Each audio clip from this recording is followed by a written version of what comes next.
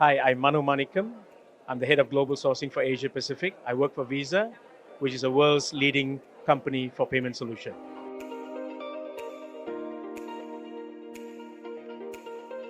We have seen tremendous growth in the e-commerce space, especially since it's been pandemic induced. And that's changed a lot of that consumer behavior. And we will see more changes happening in this space. Partly because the consumers are much more familiar with the transformation that has been taking place. A lot of companies had to fast track their digitalization to meet the customer demands. And the customers are going to be expecting more. So there's going to be a lot of innovation, operational efficiency, and also ownership of the entire vertical of the marketplace itself.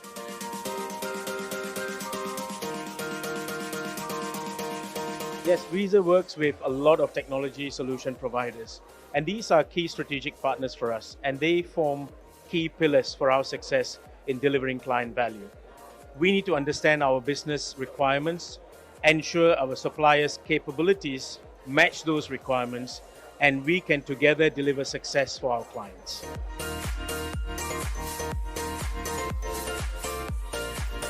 Third-party suppliers are absolutely critical to every business.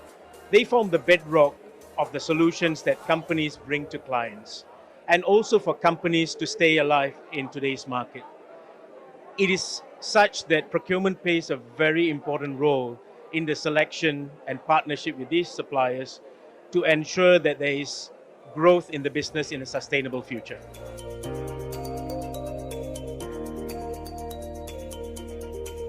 ESG is a very important topic in today's market, and Visa is definitely looking at it in a very serious way. We're trying to ensure that we have the right objectives to drive ESG as a business goal, and making sure that we have a framework that actually can sustain and actually deliver value at the end of it. Also, what we need to really do, and which we are actually taking a bit of time to do, is making sure that we openly communicate these goals and make sure that both our business and also our clients understand where we are heading with this agenda.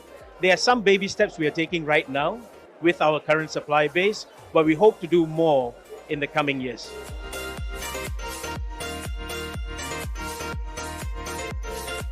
Digital transformation is a huge agenda for most companies, and including Visa as well. We have got a roadmap and making sure that we do have a plan in terms of how to execute the key transformation initiatives. The challenges that we face is, as a global company, you have to actually adhere to global processes and policies, and also try to drive global consistency of how we execute things. But at the same time, we've got regional nuances and regional practices. They may not actually align well with those. So in a transformation, you always got to do some design work to make sure that all the voices are heard and we make the best transformation decision that is impactful for every region as well. That's one of the challenges. The other challenges is coordinating all of this. There's no simple fix on this. It's not going to happen overnight. So it's a marathon. You've got to get ready for that. You got to slog it out. So what a lot of companies tend to fall into a trap is they get all excited about transformation, and then once they hit a roadblock, they just fall apart, right? They lose the objective, lose their direction. So we have encountered some of those in certain stages, but the good thing we've done is we've always got up, circled back, and reset our objectives and went about with our job to hit our goals. The other challenge is also the burnout as well, because the transformation efforts, the more multi-year plan they are, the teams don't remain the same. And where the operational teams remain the same, they do get a lot of burnout on top of their business as usual activities.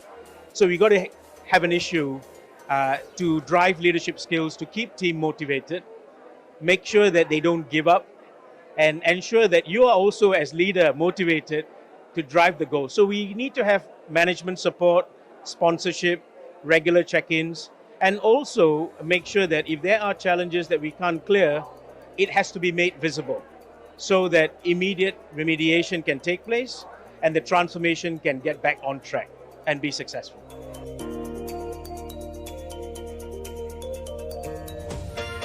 Yeah, at Visa, we do have a digital roadmap, and we've actually executed some initiatives even before the pandemic hit us. We are continuing with that. And some of the digital advancements that happened during the pandemic has also supported us in terms of how we go about doing it, how we want to innovate certain parts of the process, etc. For now, we've done all the peripheral activities like electronic signatures, the P2P platforms, and also other methods of automation, and we are considering AI as well. So it is an ongoing journey, of course, and we are actually trying to understand what are the new innovative ways of running more efficient operations and processes. So the transformation continues.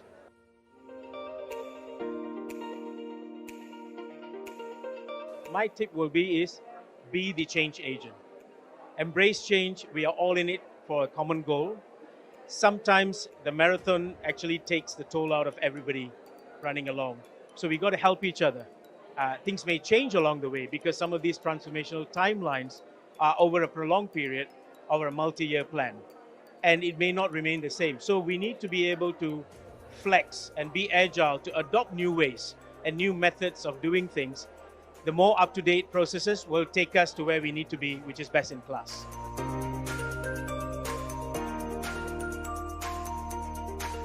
I'm very excited to be here in Procurecon Asia 22.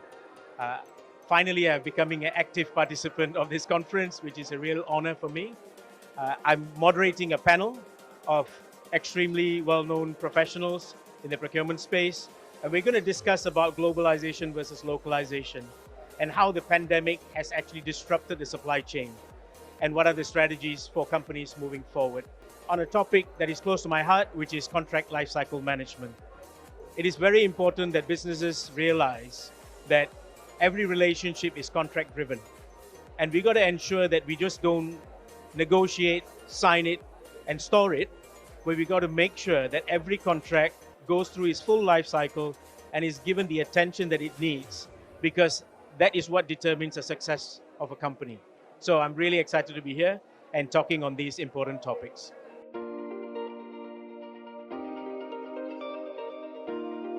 What I'm really excited about Procurecon Asia 22 is it offers an opportunity for procurement professionals and leaders across all industries, not only in Asia but globally, to come together after the pandemic and interact and share ideas and their innovative efforts and the transformation that they are going through. And that is very valuable.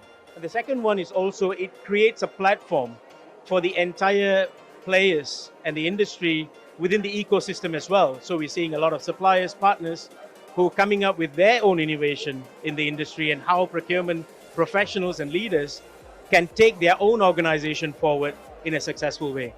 And most importantly, all the staff here have been very friendly. It's a very well organized event. And I really thank everyone who has been working very hard behind the scenes to make this event a very big success. Well done.